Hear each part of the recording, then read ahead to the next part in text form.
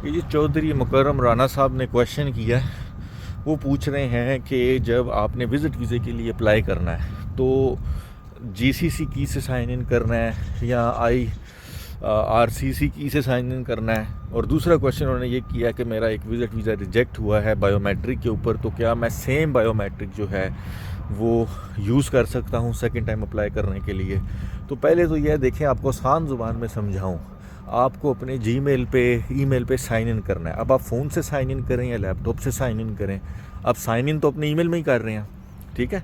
तो ये जो आप बता रहे हैं जीसीसी की से पोर्टल पर जाएं या आईआरसीसी के पोर्ट, ऐसा नहीं है, ठीक है। ये दोनों साइन इन के लिए हैं। आपने साइन इन कैसे करना है सिस्टम के अंदर।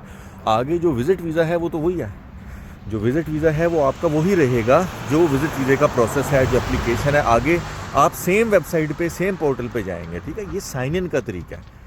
आप वहाँ से साइन इन करें जहाँ पे आपको यूज़र नेम पासवर्ड देना है, क्योंकि अब वही एक ऑप्शन है जो आप कर सकते हैं अपने लिए, ठीक है।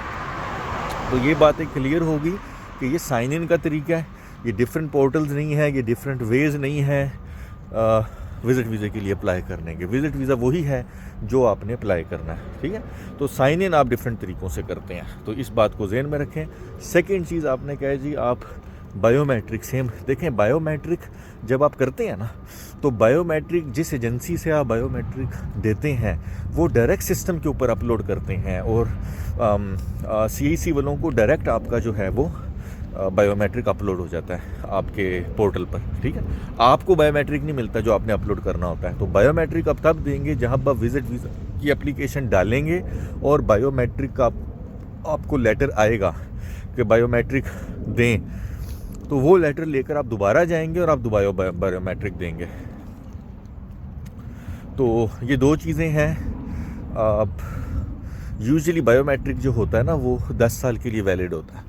बायोमेट्रिक जो होता है वो 10 साल के लिए वैलिड होता है, ठीक है।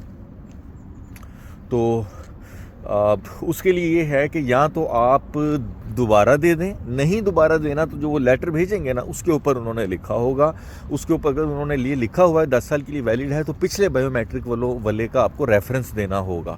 वो उनके सिस्टम में ऑलरेडी शो भी हो रहा होगा।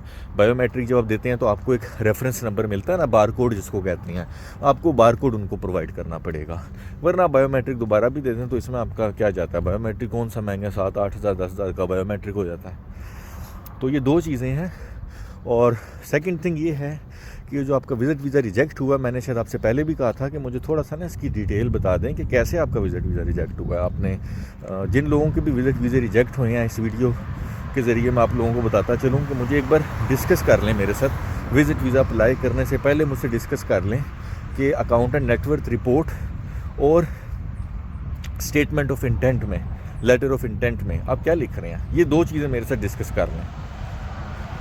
इस वीडियो को शेयर भी करें बहुत सारे लोगों के साथ, ताकि जिन लोगों ने भी विज़िट वीज़े के लिए अप्लाई करना है, क्वेश्चंस हैं, वो उनको फ़ायदा पहुंच सके। Thank you guys.